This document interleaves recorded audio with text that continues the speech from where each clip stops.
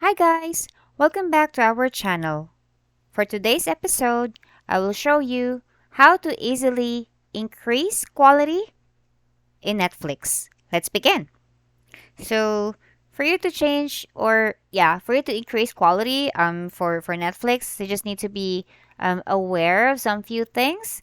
This would, make your downloads a little bit slow, and then, it would require a higher storage because obviously you will be requiring or you're going to be having a higher quality of video, so it would require more bandwidth.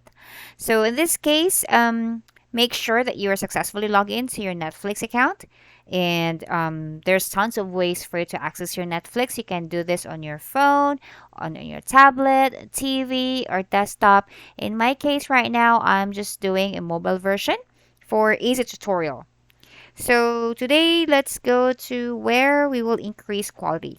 First thing you're gonna do is at the upper portion of the page, you could see like your account icon. Some people are changing this to a photo or an avatar or anything that would, or whoever is the owner of the profile. In my case, it's just default. So once you're here, click on app settings.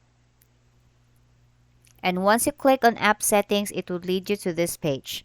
So once you're here, check just below downloads. You will be able to see video quality. Just tap on that.